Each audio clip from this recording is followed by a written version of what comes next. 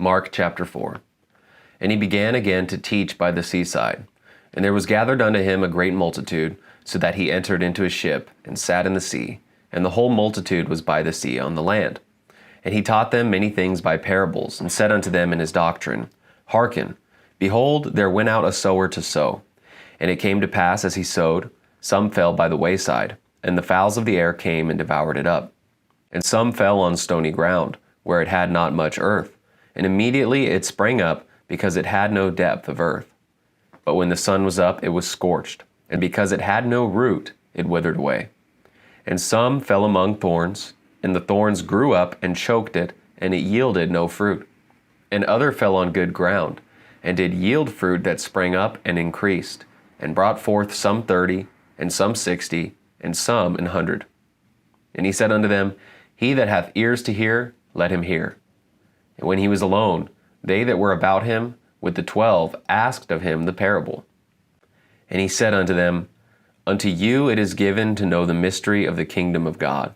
But unto them that are without, all these things are done in parables, that seeing they may see and not perceive, and hearing they may hear and not understand, lest at any time they should be converted, and their sins should be forgiven them. And he said unto them, Know ye not this parable? And how then will ye know all parables?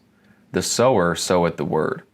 And these are they by the wayside, where the word is sown.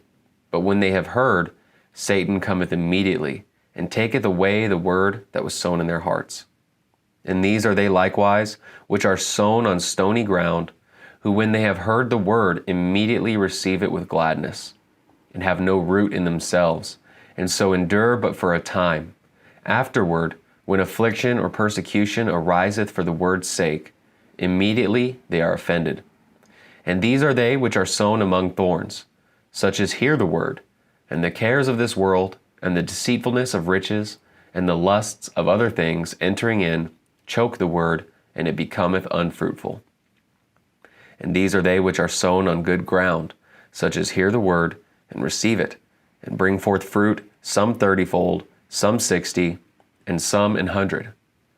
And he said unto them, Is a candle brought to be put under a bushel, or under a bed, and not to be set on a candlestick? For there is nothing hid which shall not be manifested, neither was anything kept secret, but that it should come abroad.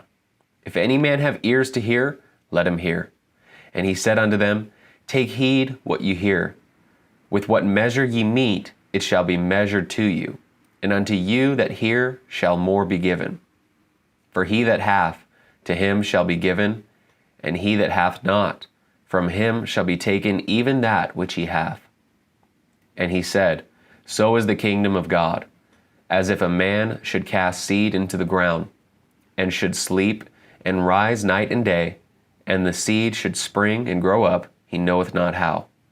For the earth bringeth forth fruit of herself, first the blade, then the ear, after that the full corn in the ear. But when the fruit is brought forth, immediately he putteth in the sickle, because the harvest is come. And he said, Whereunto shall we liken the kingdom of God? Or with what comparison shall we compare it? It is like a grain of a mustard seed, which when it is sown in the earth is less than all the seeds that be in the earth. But when it is sown, it groweth up, and becometh greater than all herbs, and shooteth out great branches, so that the fowls of the air may lodge under the shadow of it. And with many such parables spake he the word unto them, as they were able to hear it.